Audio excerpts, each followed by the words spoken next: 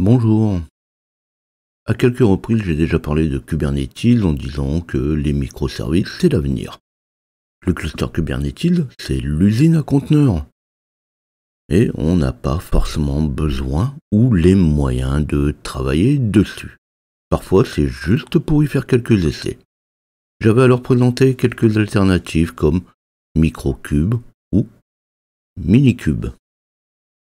Microkube, MicroK8s, est le petit frère de Kubernetes. On peut y faire presque tout.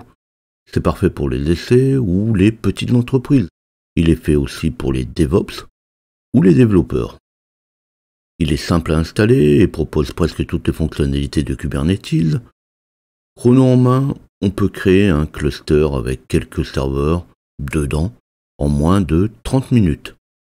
Là, c'est de la présentation et j'ai déjà pas mal préparé le terrain, donc il sera difficile de vraiment comparer. Microkube, c'est quand même la solution pour un démarrage très rapide. Alors justement, avant de démarrer, pensez à vous abonner à la chaîne et vous pouvez aussi activer la cloche pour recevoir les notifications de mes nouvelles vidéos.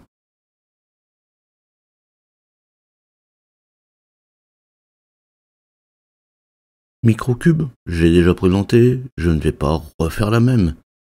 Je l'ai déjà installé sur 3 machines différentes. J'avais expliqué, c'est vraiment très simple. On ajoute le repos EPEL, on ajoute Snap, on crée un lien, on reboot pour prendre tout ça en compte, et quand c'est fait, on rajoute MicroK8s en mode standard. Alors comme vous pouvez le voir, je me connecte sur mes 3 machines. On peut voir le nom de mes machines si je fais un cat /etc/hostname.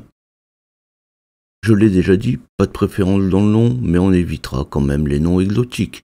Alors, MK8S1, MK8S2, 3, c'est quand même très bien. Pour le reste, j'ai vraiment installé mes machines de manière classique. J'ai fait du copier-coller dans mes 3 machines. mRemoteNG, pour ça, c'est quand même très bien. On passe en multi-SSH et en 2.2, c'est fait. Au passage, je vais montrer mes résolutions DNS avec un cat /etc/resolve.conf. Je ne cherche pas non plus les embrouilles avec le système. 2 DNS assez conseillés dans les applications Kubernetes, alors je n'en mets que 2. Petit passage aussi par le fichier host avec un cat /etc/etc host. Et on voit que je ne me suis pas embêté, j'ai presque les mêmes pour les 3. Si je fais un MicroK8s, on peut voir aussi les commandes, ça veut dire qu'il est installé et fonctionnel. Dans mes vidéos précédentes aussi, j'avais expliqué, si je fais un kubectl --help, ça va m'afficher les commandes de kubectl. Je suis resté très fidèle aux documents que j'ai fournis lors de l'installation de mon microkube. Et je termine avec un cd/ et un ls pour voir que snapd est installé de manière classique. On retrouve mon dossier snap à la racine. Alors là, j'ai prévenu, l'idée est de créer un cluster cube en 2 temps, 3 mouvements. Je dirais même qu'une seule commande va suffire. Et comme dans pas mal de mes dernières vidéos, je vais utiliser un fichier de commande. Ça va plus vite, c'est tout aussi propre et vous avez les commandes directement à disposition. Pas besoin d'essayer de faire pareil en live, il suffira de copier. Alors pour les fous dangereux, qui se lancent sans regarder ni comprendre, ça n'empêche pas que je donne pas mal d'informations qui ne seront pas forcément dans le document.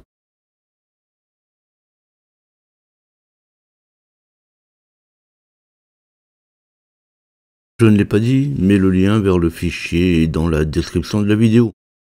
Je passe l'accès au dashboard, j'ai montré ça avec la présentation de Microkube.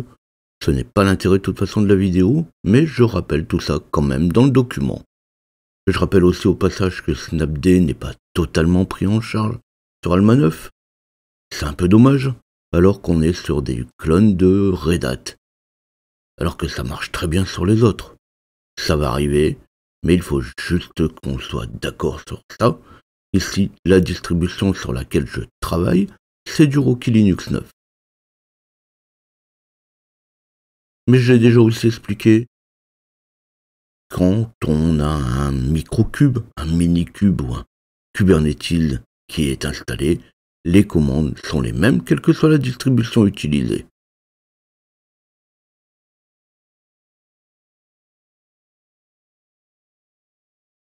C'est ici que ma démo commence en définitive. Globalement, à ce stade, j'ai 3 serveurs microcubes, capables de se voir par leur nom ou par leur adresse IP.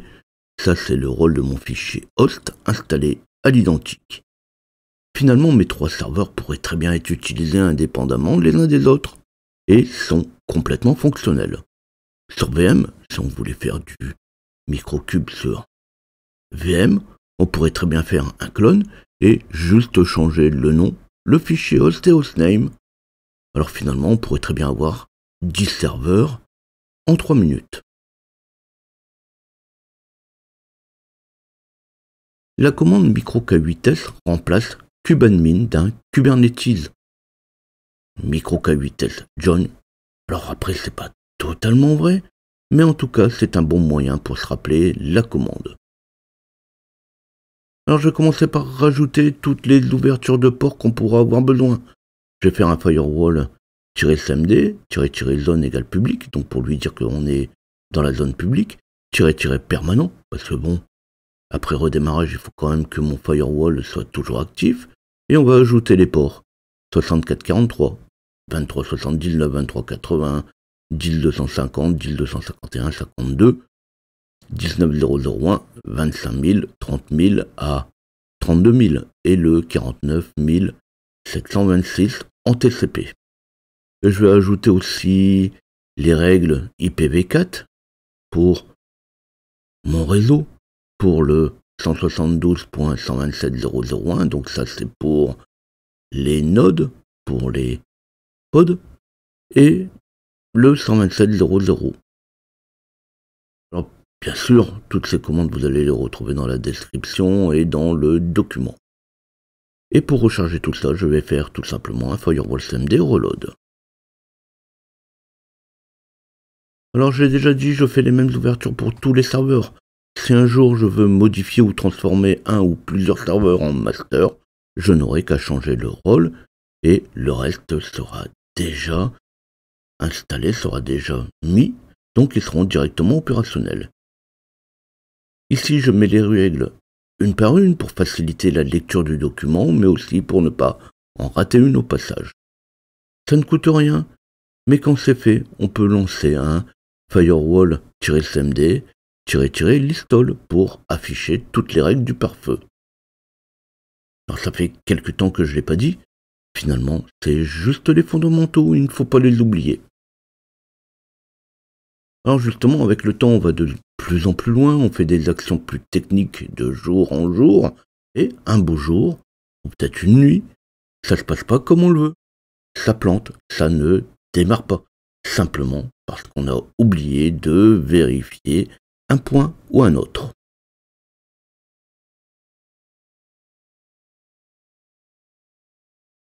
Alors cette fois, mes machines sont prêtes à être intégrées ou prêtes à intégrer une nouvelle machine dans le cluster. Pour obtenir la commande pour joindre le cluster, on tape simplement micro-K8s espace add-node. Non, ce n'est pas la commande qui ajoute un nœud. C'est juste la commande qui va créer un token pour ajouter un nœud. Alors on va le voir juste après, mais par défaut, le token n'est valide qu'une seule fois. Là, je n'ai que 2 nœuds à ajouter, alors je pourrais le renouveler 3 fois. Mais si on a des dizaines à rajouter, ça va très vite devenir lourd. Alors on peut aussi générer un token pour un temps donné avec une commande. Alors pour éviter les erreurs de token non valides parce qu'ils sont tout simplement expirés, on peut lui donner une durée de vie de 1 heure, comme 24 heures. Donc je fais un micro-K8s, espace, add-node, espace, token-ttl, 3600. Donc 3600, c'est pour 1 heure. On multiplie tout simplement 3600 par le nombre d'heures qu'on veut. Donc pour 24 heures, ça ferait micro K8S add node espace token TTL 86 400. Quand on va taper la commande micro K8S add node, tout est indiqué dans les lignes qui sont retournées. On trouve la commande à taper pour un worker, un truc du genre micro K8S join adresse IP, port, et à la fin, le rôle ou pas. La troisième ligne est la même que la première. On va voir que --worker ne fonctionne pas toujours. J'expliquerai comment faire un petit peu plus loin, mais worker ne marche pas souvent. Mais quand on sait comment est donné un rôle, on s'en fiche un petit peu. Donc j'aurai un micro K8S espace join espace 192.168.1.59.2.25 000 / mon token avec la clé --worker.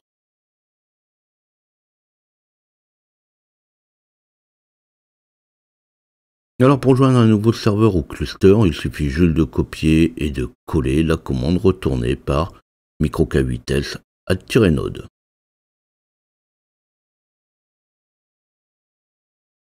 Alors le temps de traitement est parfois un peu long. Il faut joindre le serveur, puis configurer les différentes informations. Alors c'est même long, même pour dire qu'il y a une erreur, ça peut prendre quand même du temps. J'avais prévenu, --worker ne fonctionne pas souvent. Il ne faut pas chercher à comprendre. Un rôle est défini suivant les labels qu'on mettra à une machine. De toute façon, on n'a pas dit au master qu'il était master. Alors il va falloir de toute façon lui dire quand même.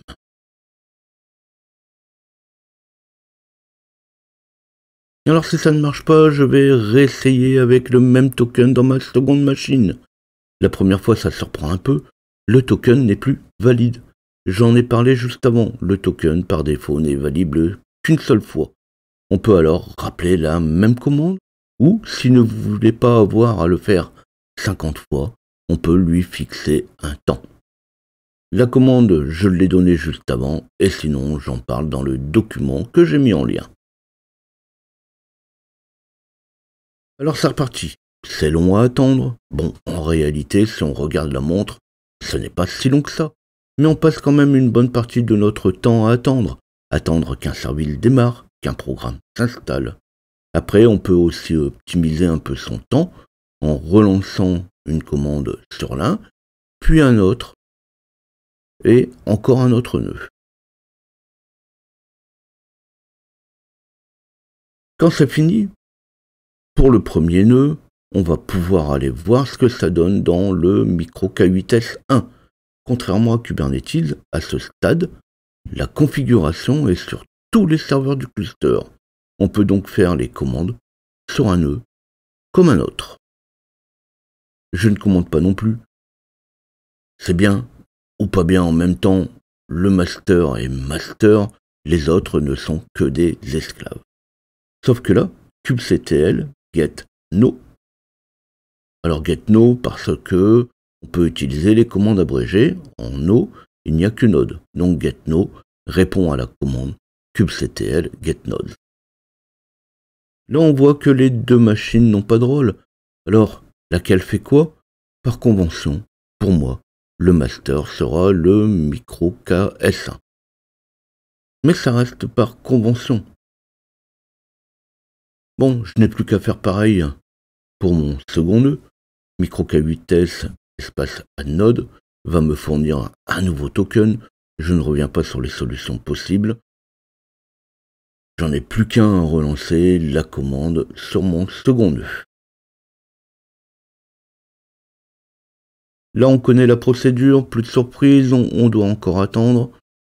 Je vais pas commenter plus que ça.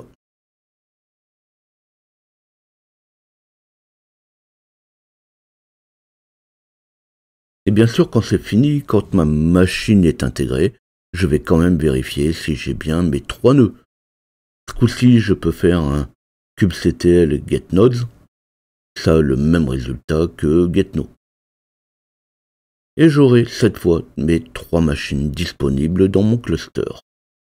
Bien sûr, ici je prends mon temps, j'explique, j'attends qu'une machine soit intégrée, puis je prends la seconde. Je tape 3 ou 4 fois la même commande. Il se pourra parfois qu'il faudra attendre un petit peu, que le système soit prêt. On est typiquement dans des commandes d'administration. Ça, c'est de la conf qu'on est en train de faire.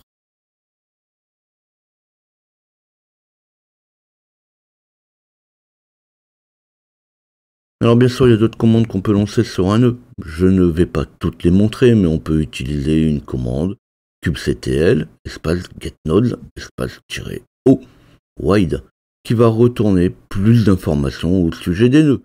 On peut aussi supprimer un nœud avec un micro-K8s espace remove-node espace mk8s2.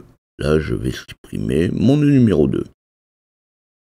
Souvent, il faut alors faire un leave avant de pouvoir faire le remove sur le nœud à supprimer avec un micro-K8s leave. Puis on peut refaire sur le master un micro-K8s espace remove-node et le nœud qu'on veut supprimer.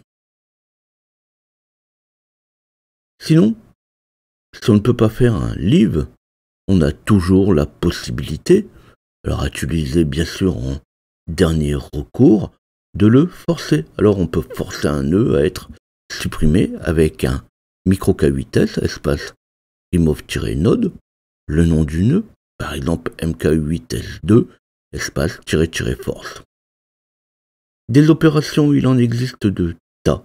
Je ne peux pas rentrer dans tout ce qui est possible de faire.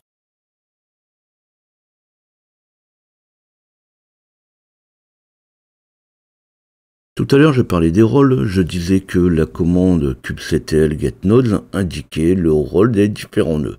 Le master, lui, n'a pas de rôle pour l'instant. Les workers, on pourrait plus en avoir un si ma commande --worker avait fonctionné. Et alors il va falloir quand même au moins rajouter le rôle master au master. Un rôle, en fait, c'est juste un label au format node-role.kubernetes.io/ et le nom du rôle. Alors ajouter le rôle à un nœud dans le cas où --worker ne fonctionnerait pas et juste rajouter un label. Vous verrez que dans le document, je parle aussi de overwrite, si on veut réécrire un rôle. Quand aucun rôle n'a été fixé, c'est inutile d'utiliser l'overwrite. Mais on pourrait très bien le faire. Même s'il n'y a rien à écrire, ça ne va pas générer une erreur. Alors mettre le premier rôle en master, c'est simple, on utilise la commande kubectl label espace node espace mk8s1, puisque ça c'est mon master, espace node-role.kubernetes.io/ master égale master. Je lui donne comme rôle master le rôle master.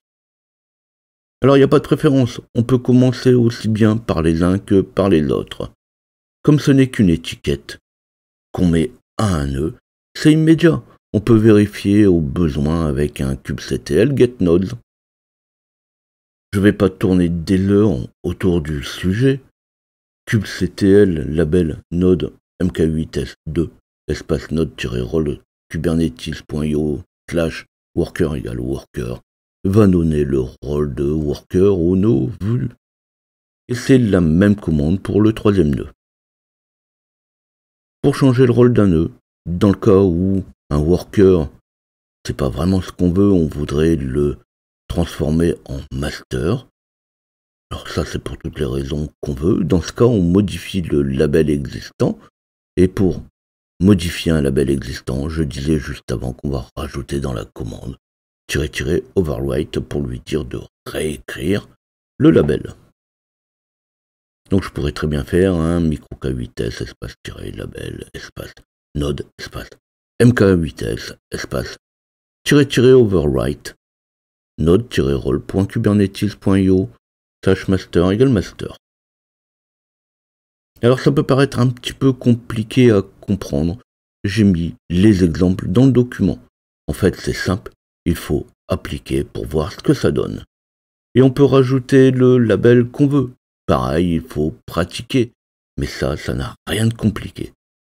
Quand on a fait les différentes modifications, on pourra faire un kubectl getNo pour voir les rôles et un kubectl espace label espace node espace mk8s1 espace --list. L'option --list va permettre de lister l'ensemble des labels qui sont appliqués à un nœud.